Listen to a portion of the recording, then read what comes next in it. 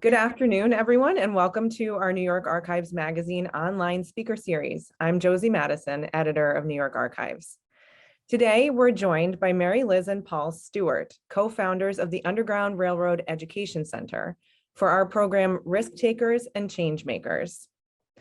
Mary Liz and Paul Stewart are independent scholars and co-founders of the Underground Railroad Education Center, a public history organization dedicated to the research, celebration, and preservation of documented Underground Railroad history and its relevance for today, with an emphasis on African American abolitionists and freedom seekers. They have been appointed scholars in residence at Russell Sage College. Awards include, but are not limited to, the Sense of Place Award from the City of Albany, the Black History Month Service and Leadership Award from the New York State Department of Health Affirmative Action Advisory Committee, and the Underground Railroad Free Press Prize for Preservation for their restoration work on the historic Stephen and Harriet Meyers residence. Tom Ruller has been New York State Archivist since 2015. Tom is the author of several peer-reviewed journal articles and reviews on the use of technology in archives and the preservation of records in electronic form, on which subjects he has consulted with several state governments and other organizations. And a bit of housekeeping, there will be a question and answer session at the end of the presentation. So those of you who have joined us today, you can feel free to submit questions throughout the presentation using the Q&A box, and we will get to as many of those as we can at the end. And also, please note that we have enabled closed captioning for this presentation. If you'd like some more information on how to access that, please check the event email reminder for a link with instructions on how to do that. And without further ado, I am pleased to introduce Mary Liz, Paul, and Tom. Thank you very much, Josie. And hello, Paul and Mary Liz. It's great to see you again.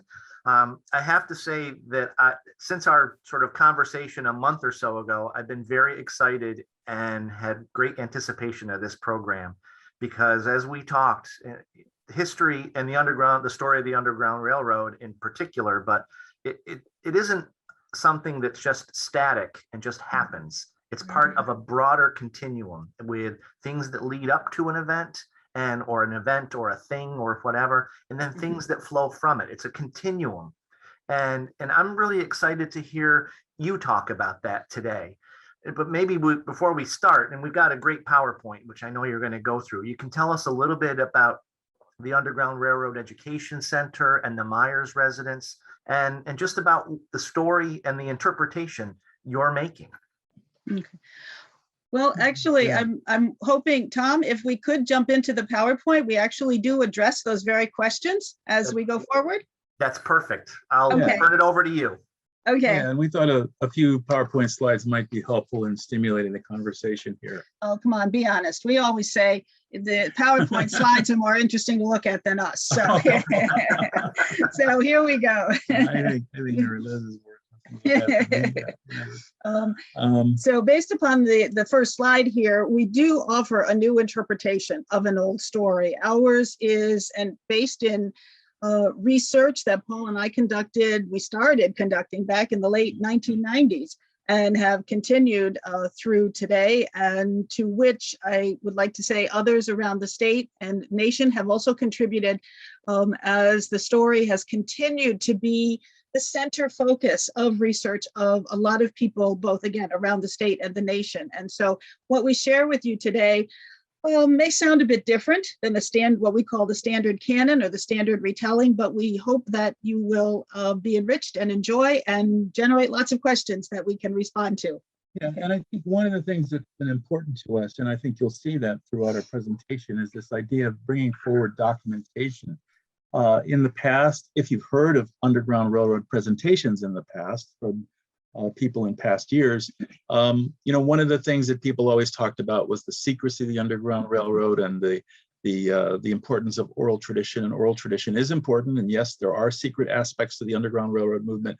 However, we found that there is an awful lot of documentation that can be brought forward in order to provide people with a perspective on the story that's fresh, that's rooted in solid documents that you can get a hold of, and and therefore people will receive as something of a new story. When we first started exploring the story of the Underground Railroad, one of the root things for us, or a couple of the root things for us, one was we were looking for what was the story in our region, and many people told us, well, as far as the city of Albany, that we really don't have much of a story in Albany, and that we really should look in other communities, maybe look at Troy because it has lots of preserved old buildings. But of course, old buildings are not the story. We began with people telling us that a number of things were not accessible, and so we began to read widely, hunt down things in bibliographies and footnotes, and found pieces here and pieces there. And the next thing you know, we found that there was really a considerable amount of documented evidence about the Underground Railroad in terms of people and events and stories that were important to our region, but weren't really being repeated at the time. Now things are a little bit different. People talk a little bit more about some of these things, but at the time, we were really turning over fresh soil in many ways.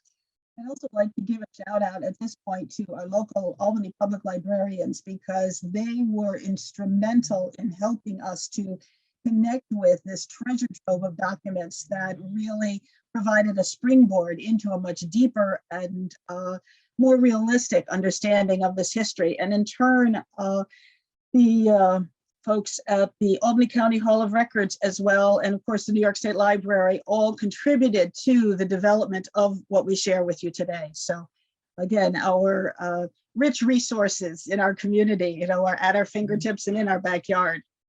Yeah, so when we talk about the Underground Railroad, there are certain people that you might expect us to talk about, but we're going to talk about many local area people who were involved in the story, either people who passed through the region or people who made their home in the region.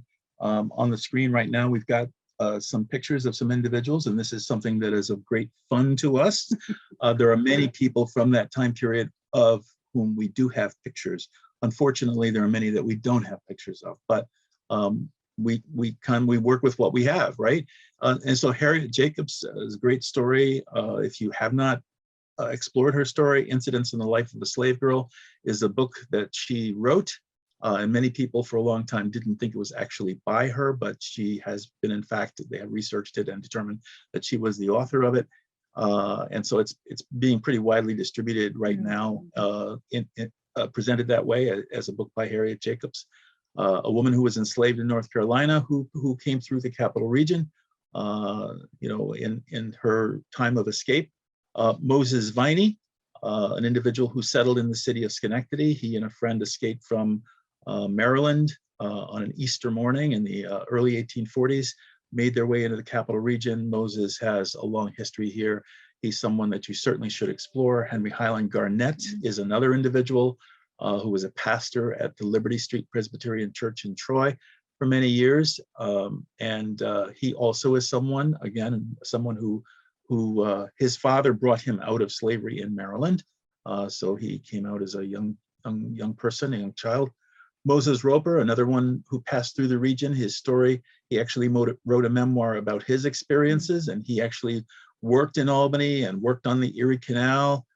Jermaine Logan, an individual who perhaps has distinguished himself as being a leadership person in the Underground Railroad in Syracuse, actually served at the Liberty Street Presbyterian Church for a brief while before Henry Highland Garnett came there. And of course, Stephen Meyers, who is a central figure in Albany, but certainly in the region as well and beyond, who was an activist who did all sorts of things like organize newspapers like the Northern Star and Freeman's Advocate, work on voting rights through the New York State Suffrage Association, help organize a school that was based over on in connection with the Israel Church in Albany, and many other things. A great story. And so these are local people who had some local relationship, and there's certainly a vast number of other folks that we could be talking about as well. So just as again, looking at these individuals as examples of a much larger accounting of personal stories, Paul and I have arrived at a place where we have come to interpret Underground Railroad history with this set of 8 concepts or principles.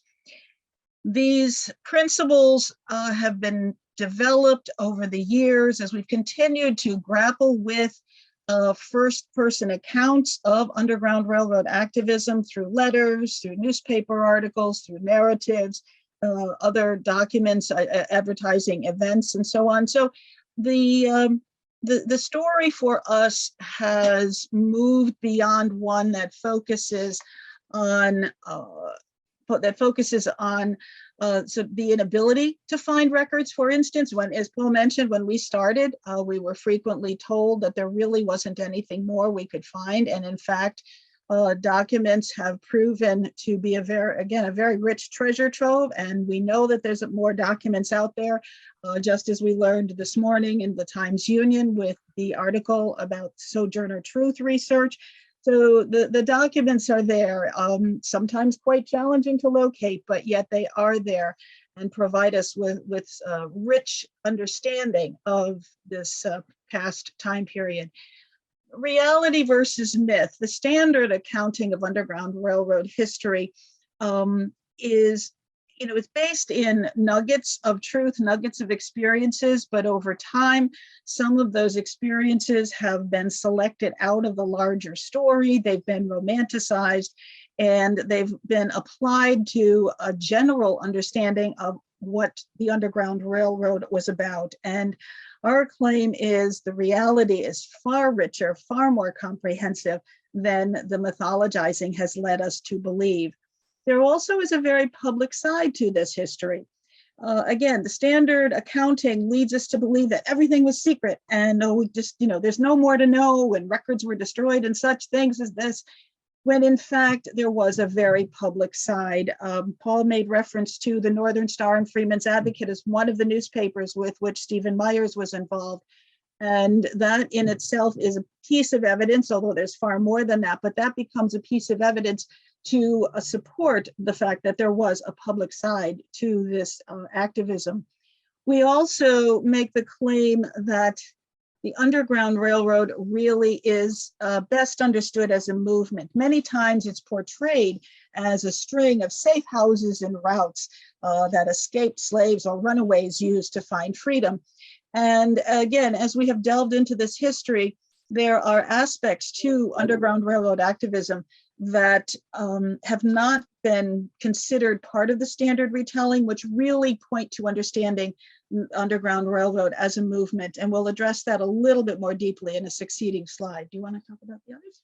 Sure. So when we talk about the African-American leadership in some ways, through the more popular figures that you might have expected us to talk about, you would say, well, there are those people, but you note the people that I showed you in a previous slide, people like Jermaine Logan and Stephen Meyers.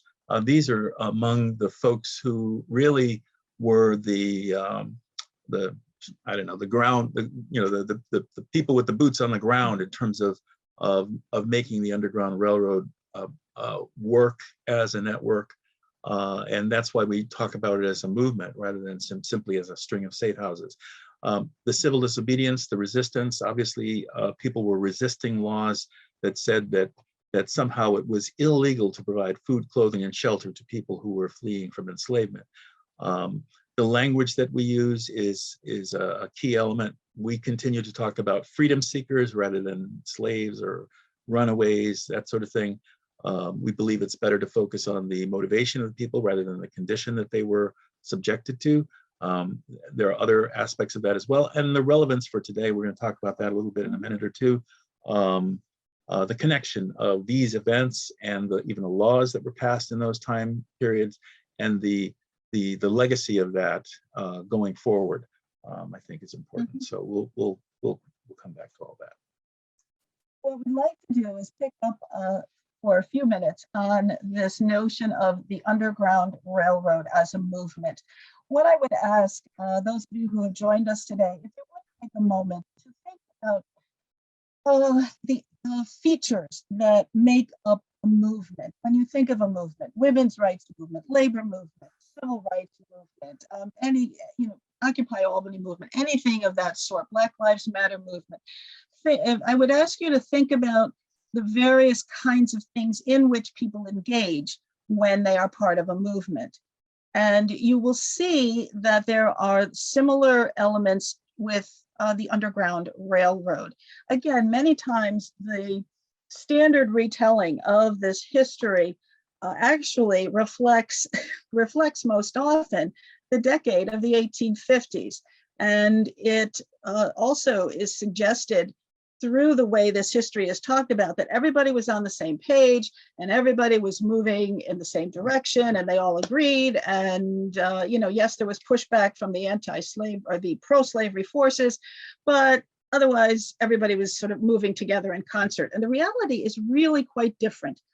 Yes, the ultimate goal was the abolition of the institution of slavery in this country. However, the manner in which people chose to achieve that goal varied quite considerably.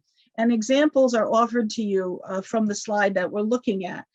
James Birney on the top left represents the political effort, those who really believe that working through the political system was a way in which to abolish the institution of slavery and change things in this country.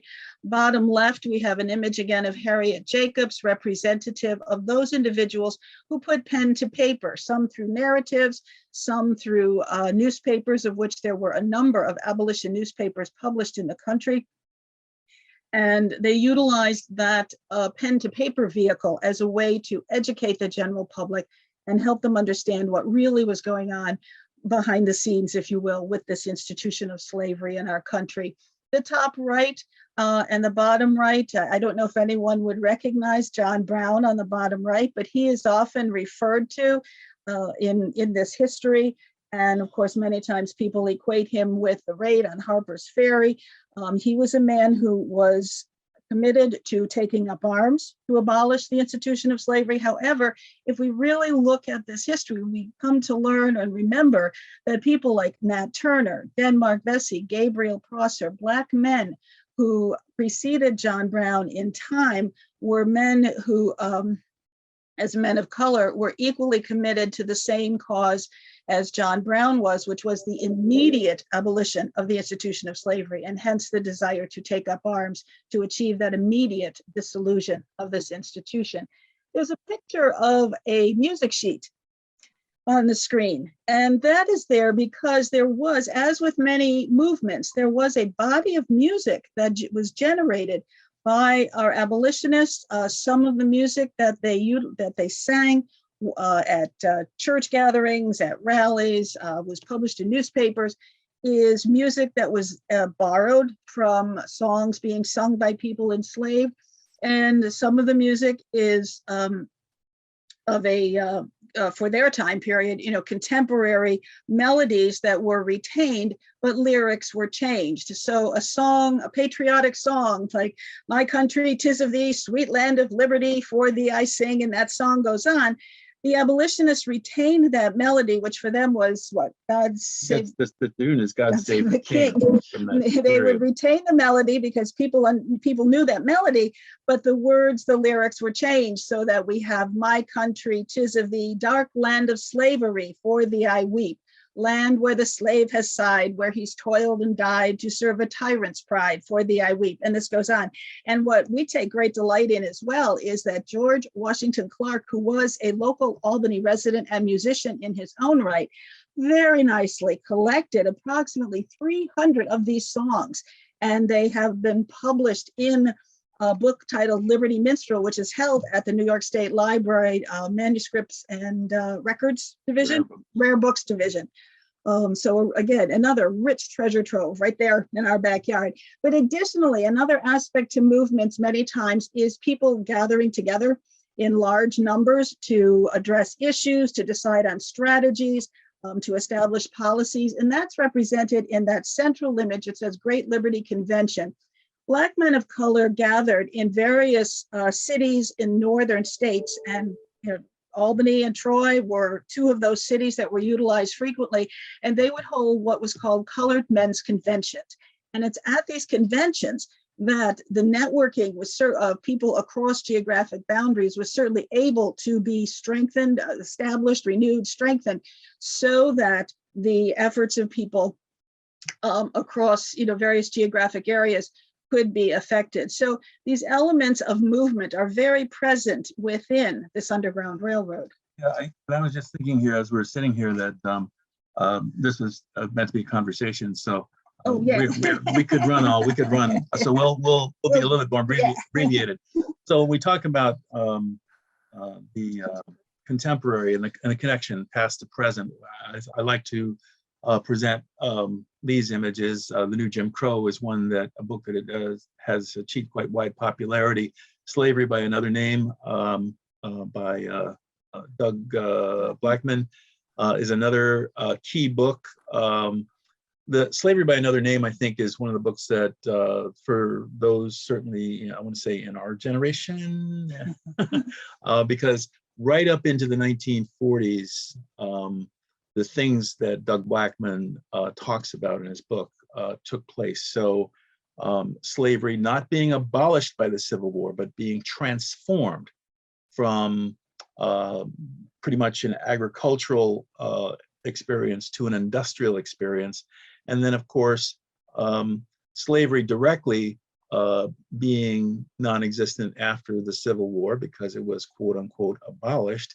And yet at the same time, what evolved very quickly in the years following was the Jim Crow system, where people were arrested for petty offenses.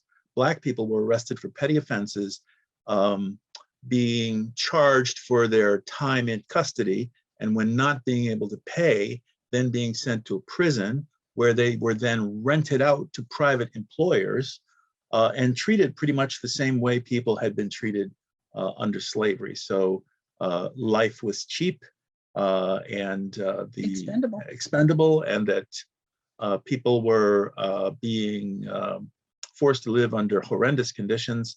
And you were seeing a lot of that in the mining industry in the South, and also in the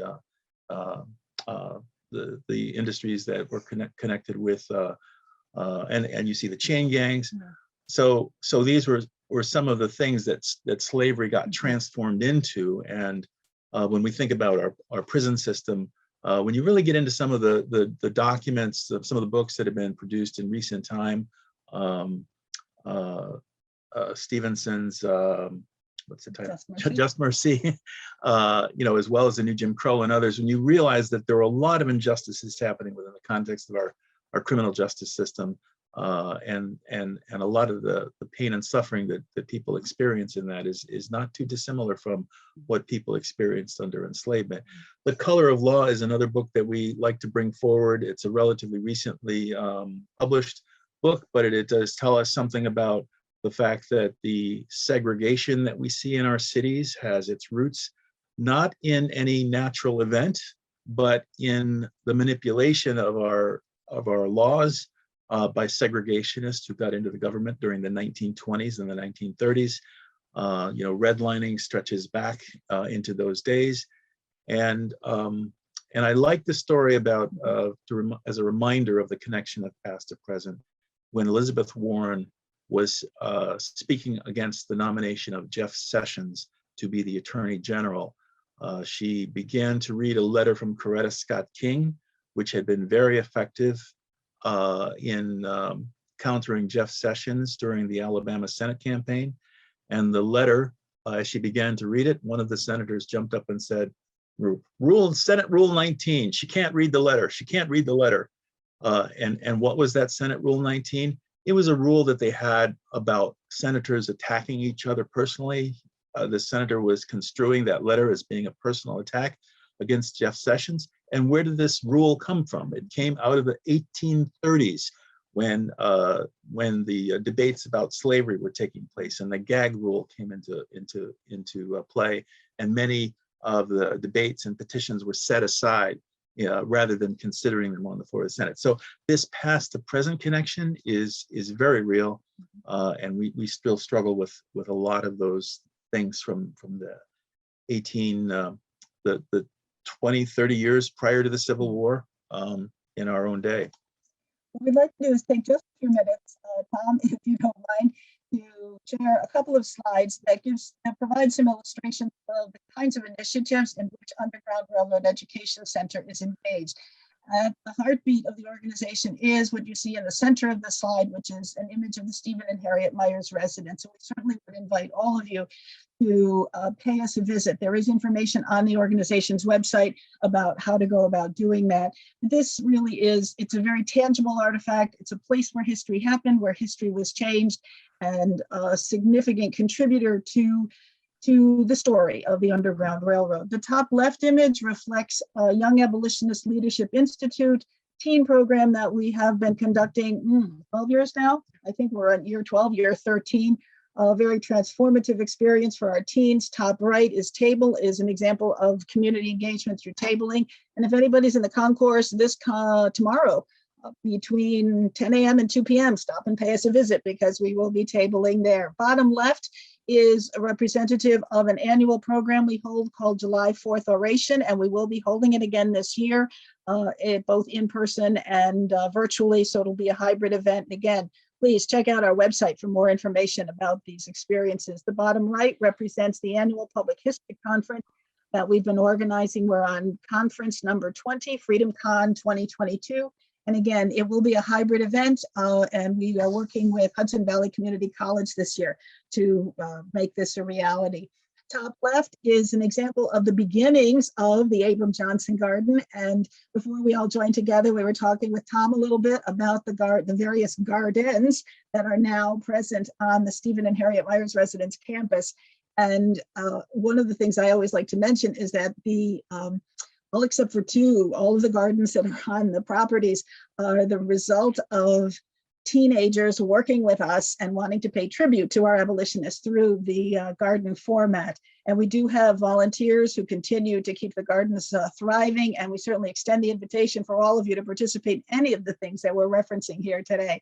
Top right is an example of International Archaeology Day, which we host every year. We've been conducting a lot of archaeological digs on the Meyers residence campus properties in concert with Hartgen Archaeological Associates, some great finds, really enriching things that have been unearthed. Bottom left is an example of a group of youth and adults who work together on the Young Abolitionist Club, as we call it. They come from different schools and different cities, but gather together to bring this history alive by dressing up in period costumes and going out to community events. Bottom right is an example of the enormous contributions of volunteers over the years that have both helped the organization to do what has been able to be done to sustain us and move us forward. And so again, we would extend an invitation for you to join us and walk with us on this journey. And we do have the last slide references the website. So we would certainly invite you to pay us a visit there and pay us a visit in person. And so I think we'll turn things over back to Tom. Yeah. Okay. So well, I'm good. I have a page of questions and only 15 minutes to ask them. So I'm going to start with something simple, which is to visit the Meyers residence right now. Is it open to the public? And what are your hours? And how can people get there? We've got this COVID thing, and it's everything challenging. Yeah, we are open to the public. We do ask that people be vaccinated. If we right now, I think we're under state rules that encourage people to wear masks when indoors, be sensitive to social distancing. We're open Monday through Friday, 5 to 8, and Saturday noon to 4. But we do ask that people call ahead and schedule their visit. Yeah. And we say that's very important because we do host meetings at the Stephen and Harriet Meyers residence. And the result is that those meetings many times fall during the evening hours because those committee members are, working during the day. So we do ask, certainly for that phone call to confirm with Paula, with me, the availability of a guided tour. And we do always conduct guided tours. We have on occasion had folks call and ask, can we just come and walk through? And what I often say is, when one goes to a museum like the New York State Museum, there are panels on the wall which complement whatever the exhibit is. And I've told people, I said, Paul and I, as the guides on the tour experiences, we're the panels. Yeah. We're the panels. So, And I think people find by and large that it's a much more enriching and rewarding experience to have somebody who they can interact with and hear other aspects of the story that may not readily just jump out at them in viewing material. The house alone can't tell a story by itself. It needs interpretation, and houses are full of people, and houses and buildings are witnesses to events. And it seems that that's really the approach that you're taking. The house is the launching pad to help and provide the structure, for lack of a better term, for you to put these events and these people into some place, but put everything into a bigger context. Right. Exactly. And so people can go to the website at undergroundrailroadhistory.org and they can sign up for a tour through that medium, or they can call us at 518-621-7793, or go to the website. Go to the website. But again, it's always important for folks to recognize that we do need to have a little, personal conversation, and we will do that via email or via telephone. And I hate to just a little tack on one more thing, and that is that a lot of times with groups that we have, if a group has a particular need or focus, so for instance, we had a group of young ladies from a girls' school, and there was kind of a science and math interest that they had, and so we designed a program that addressed those particular needs. And so we often try to do that. If we can if you have a group and we can design a program that fits more directly with what you're trying to accomplish. And I'd also just like to add too, for groups, we do host groups during daytime hours. So the evening hours are much more for the individual or the family that's coming. Well, it just seems as you're talking, the Underground Railroad Education Center. That's almost the most important word in all this is education. You are teaching people, groups, students, what they need to know, depending on where they're coming from. The July 4th oration, I was intrigued by that. I have never attended, and I would like to hear more about it. Can you tell us about the July 4th oration? Well, July 4th oration uses Frederick Douglass's 1852 speech titled "What to the Slave is Your 4th of July?" Very thought-provoking document, raising some very valid questions that are relevant for us today. And so we use that document, that lecture actually, as a framework for July 4th oration. And our usual arrangement is to invite a speaker.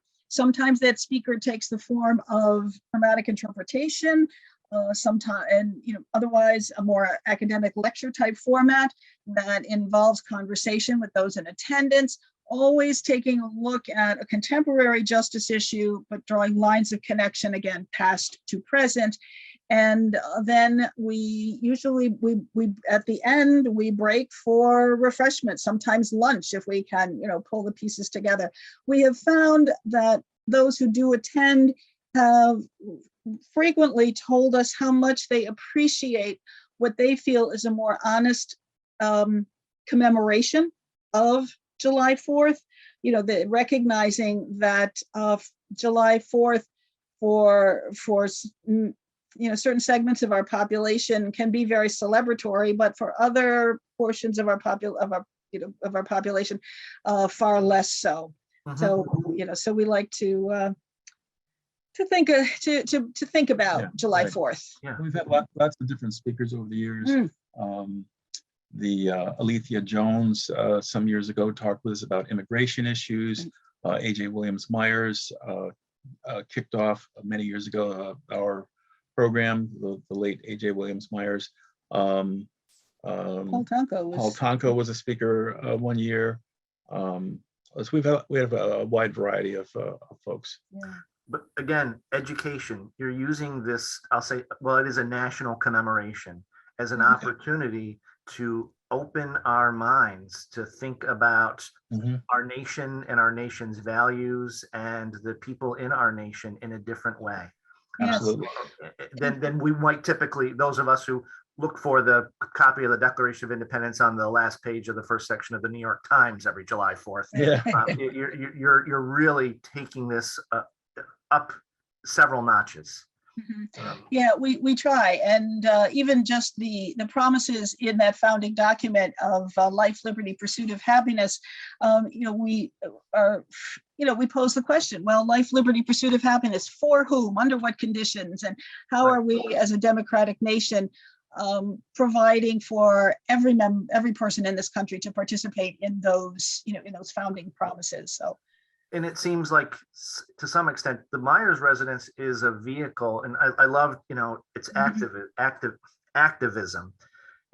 One of the elements of happiness and life is having access to fresh food. We talk about food deserts and all of that, and you're turning that concept into a real action by having a true community garden. Yeah. There where the community can enjoy and get free, unfettered access to fresh vegetables. Again, starting to provide an oasis in a food desert, which we have all over here in Albany. Let's talk a little bit about history, and I'm very intrigued. And maybe you don't have your notes ready, but Moses Viney, who was an enslaved person who escaped in the 1840s, which that's given the times when you put, the timing of the Dred Scott decision and the Fugitive Slave Act and all of that stuff that was happening. Now, New York was, on the back end of the gradual manumission, and we can talk a little bit about some of the court cases, but Viney settled in Schenectady. That's right. That's right. And I think to me, it's always interesting, like what strikes people as appealing or interesting, whatever the case may be.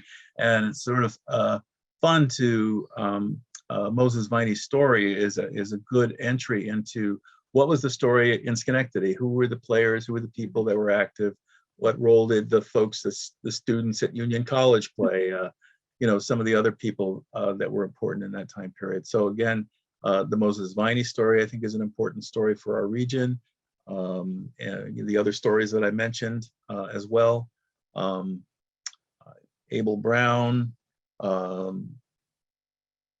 Oh gosh, it just when you start naming people, and it's sort of like there are just so many folks that we could talk about, kind of in an extended way. And really, the Moses Viney story, I think, has been really great. That some of the reenactors in our area, like Don Hyman and Cliff Oliver, and there was another person I'm trying to think of, who have brought those stories forward for people and kind of reenacted them. And I think that's been a real important contribution.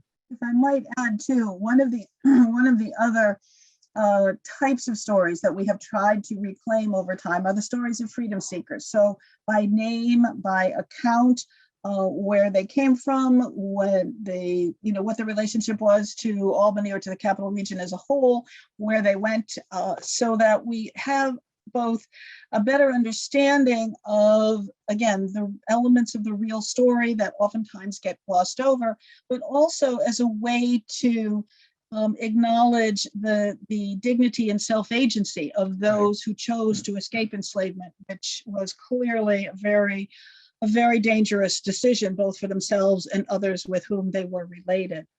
Yeah, there's a letter that is reprinted in William Still's book, The Underground Railroad. It's from a woman by the name of Catherine Bryce. And she has taken up residence on Grand Street in Albany, and she's writing Still back to thank him for the help that he provided, and to talk about the fact that she's found a place to live and she's got work, and so she's settling in.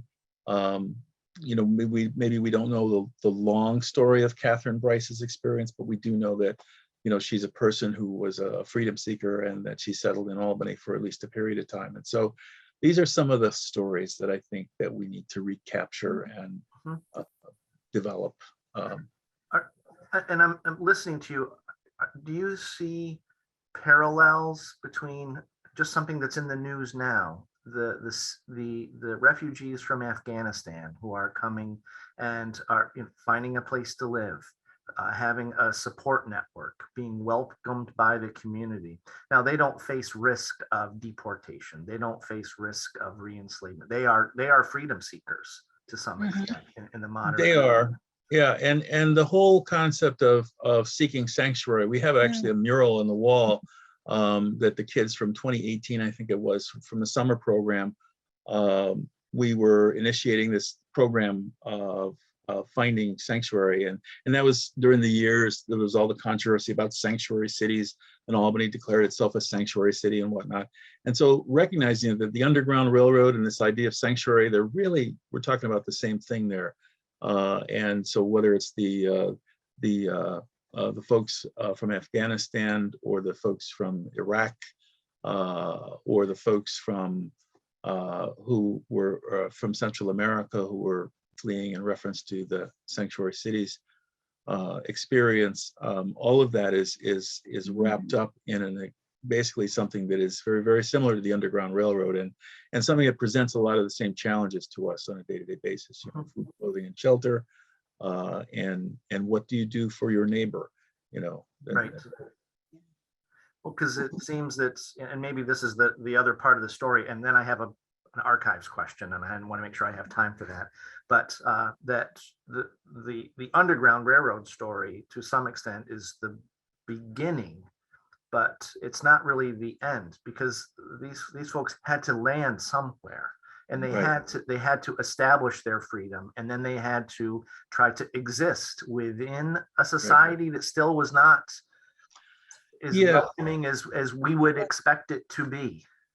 Yes, I would say that thinking in particular of correspondence between Stephen Meyers and Abel Brown. Abel Brown was a white abolitionist who lived in Albany, and he and Stephen Meyers were not always on the same page, and Abel Brown was part of a group of white abolitionists who actually took Stephen Meyers to task, and it became for the way he was doing the work he was doing, and it became apparent in other matters too, particularly I'm thinking in terms of admission of Black children to Albany's public schools.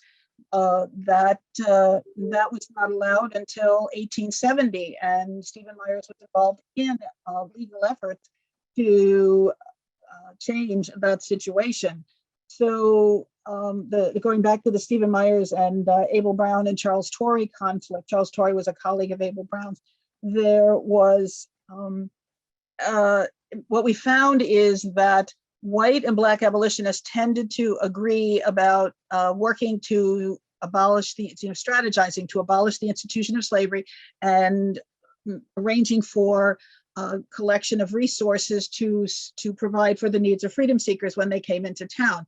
But beyond that, we start to see a split in historic records, with the white abolitionists tending to sort of present themselves in a way that today we would describe as not in my backyard. So there was clear efforts to keep Black children out of the public schools. There were clear efforts to discriminate in the world of jobs for people who had the proper skill set, but if they were Black, they were not being welcomed into job situations that allowed them to apply those skill sets. Even if I could just very quickly use a brief account related to Dr. Thomas Elkins, who was a Black physician, lived in Albany, worked as part of the Albany Vigilance Committee, a colleague of Stephen Meyers and Thomas Elkins was invited by a member of a local chapter of a national medical group to become a member of this local chapter. Well, when the larger membership of this local chapter found out who Dr. Thomas Elkins was and the fact that he was Black, they said, no, thank you. We're not allowing you in. So, it's not the harmonious world that we so often think about, and reflects, I think, what you were saying about the less than welcoming character of the environment. Yes. Yeah. Another thing that you were, as you were talking that came to mind was that the story of freedom seekers as they got into Canada and the settlements that were there, the life that they experienced, the way they engaged in the civic life of Canada. That's an additional part to the story that we often don't hear, don't talk about. The other aspect that we like to talk about in our presentations on the Underground Railroad is the fact that it was an international story. And by an international story, I don't just mean freedom seekers going to Canada. I mean people going to the Great Plains, people going to Mexico, people going to the Caribbean, people going to Western Africa and to Europe as well in order to maintain their freedom. I like to think of the story of William and Ellen Craft, who eventually went to settle in England in order to assure that they didn't get recaptured under fugitive slave law. And there are other stories, similarly Moses Roper as well. So I think there are aspects to the story that we tend to neglect, probably because it fits better for us in terms of thinking about ourselves as a country. But we need to grapple with those aspects of the story too. Agreed. Oh, I see the Q&A box is piling up, but I have to ask this question. I'm an archivist and you are a document-based, I mean, your work is based on documentary materials and documentary sources, but you talked about how these things are not discovered. Sometimes they're not discovered easily. And one of the challenges that we face in archives, and one of the issues that we realize we have to address, is how do we bring forth the stories that are not told or not easily told, and how do we make these names more discoverable? And that's that. And do you have any thoughts or advice for us as those who have had to find these resources in documents? You, Mary Liz, you referenced the story about Isabella Van Wagenen, Sojourner Truth today. You know, those two things are not automatically connected by people, and on how, you know, we were able to make that connection, and that's a good thing. There are probably thousands of other similar stories in our court records, and how do we engage researchers so that they can know you can look here to hopefully find more truth? You have any thoughts? Yeah, I think it's always a challenge and a problem. You know, I think in the case of the story of Isabella Van Wagener, that, you know, first off, you know, you've got a name change that's important there, Sojourner Truth. And then second off, how are those documents kept or categorized? And therefore, how do we know what to look for? We had an interesting experience with a volunteer that we had who actually, a woman who has moving from being involved with archaeology to being involved with archival materials, and now she works actually for the state archives. But she spent a period of time working for the Albany County Hall of Records. She volunteers with our organization. Because she volunteered with our organization, she recognized the names of Abram Johnson, John Johnson, Thomas Elkins, Stephen Meyers, Lydia and Abigail Mott, and William Henry Johnson. These are names that come up in the context of our talking about history and dealing with history all the time. She was given a box of old mortgage documents to organize. And as she went through the box, those names came up and she recognized them because of volunteering. So, you know, it was fortunate, because I think if she hadn't volunteered with us, I don't know, she was just done whatever you do with, you know, and they would have disappeared back into the archives again, you know? Right. My thought is making accessible, excuse me, you know, the names of people contained in the records. In some ways, it seems like a very simple thing in my mind. I'm certainly, you know, doing that kind of listing, I'm sure would be very sort of an extensive task. But at the same time, I think about the focus of Underground Railroad researchers across the country, and there is an emphasis on doing what we do, which is looking for people's names and stories and bringing forward those stories, knowing that this really is a story about people, you know, the places, the geography, the the travel points and so on. All of those are part of the story, but at the heart of the story are the people who were involved. And so that is, that's something that comes to my mind. And certainly that's, I have to say, when we started our research, we were going to mark all the buildings in Albany that had a relationship to this history. And man, we were going to, a year and a half, life would be good and life would go on. Well, lo and behold, we were very wrong.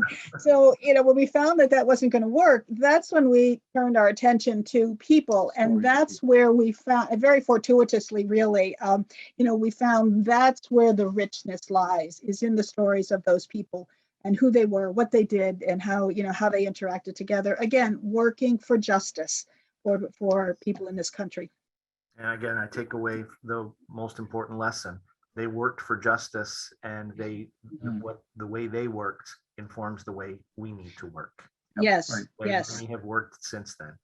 Josie's probably going to come back to us in a minute and walk us through the bunch of questions that I see in the Q&A box. So I'm going to stop talking and let you bring up some of these questions, Josie. Be short in our answers. Hello. Well, thank you so much. There are quite a few questions piling up in the Q&A box, and I'll try to get to as many as we can before we run out of time. But I do want to start with one question about, do we have an idea of an estimate of the number of people who were successfully liberated via the Underground Railroad? Well, that's always it's a question of great debate within the community of folks who care to study about the story of the Underground Railroad. I like to think in terms of our own region, there are some flags that we can go by in terms of helping us get a sense of that, but they are not foolproof, because just like everything, numbers go up and down depending on what was going on. So in 1842, the annual report of the Vigilance Committee of Albany, published in the Tocsin of Liberty newspaper, abolition newspaper, said that in that year they served or helped 350 individuals. In 1857, there was a 56, there was a Vigilance Committee flyer that talked about 287 people being helped in a 10-month period. If you were to try to project those numbers out, you might get as many as 10,000 people who passed through the region. I don't know that that's a fair number. It's probably on the high side, but there were no doubt over those 20 or 30 years, thousands. The other challenge to answering that question is that not every freedom seeker sought assistance. Right. So how many people came through our region, for instance, who were self-emancipated but did not ask for assistance? They, they likely may not show up in the records. Yeah, and a good example of that is somebody like Moses Roper, who he wrote a memoir of his experiences.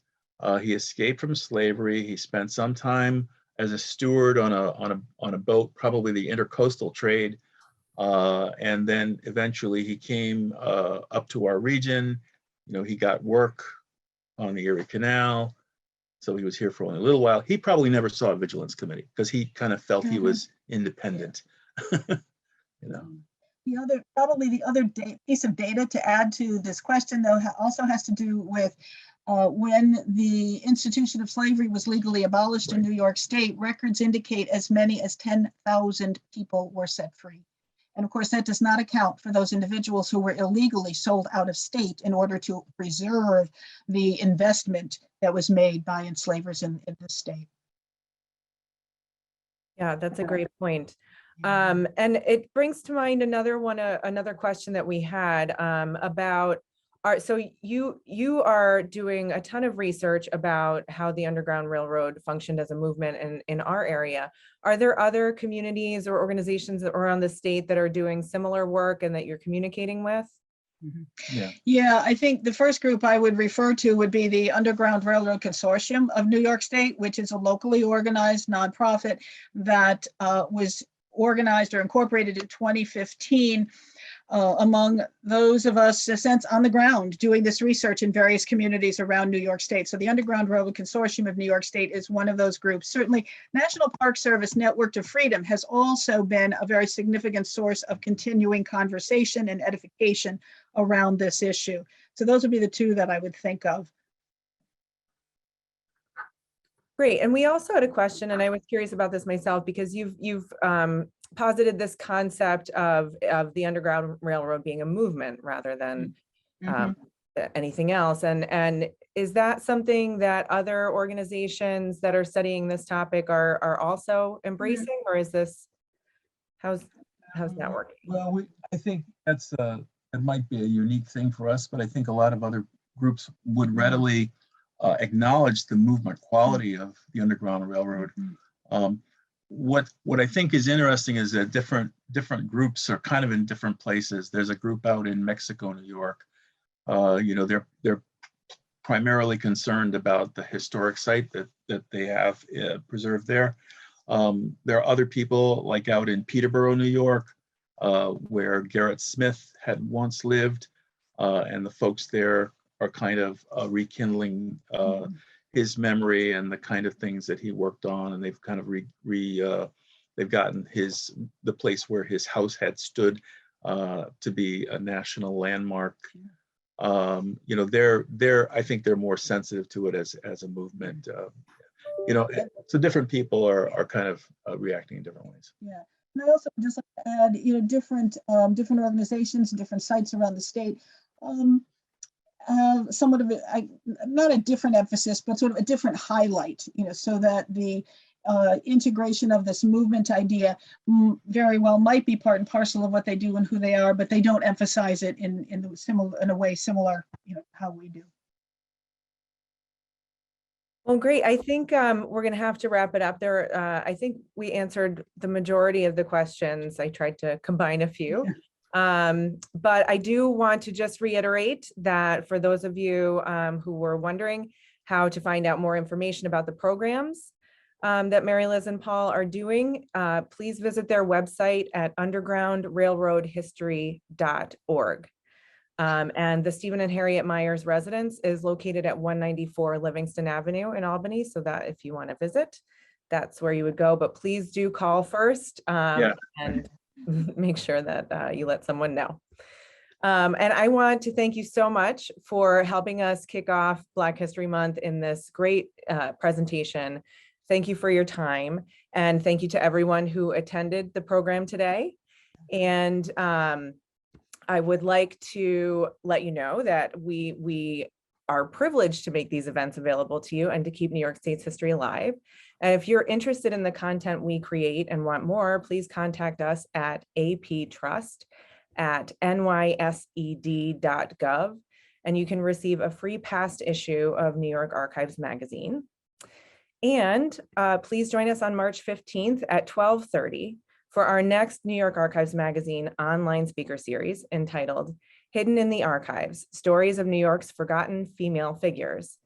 The stories of several prominent historical female figures have been explored, but many more stories of everyday women who had an impact on government, civil rights, labor, education, and war exist. Here are accounts of some of these interesting, lesser known 19th century New York women that were found in historical repositories throughout the state. If you would like more information about that or any of our other programs, please visit our website at www.nysarchivestrust.org to learn more. Mary Liz and Paul, thank you so much again. Thank you, Tom. Thank you. And have a wonderful day.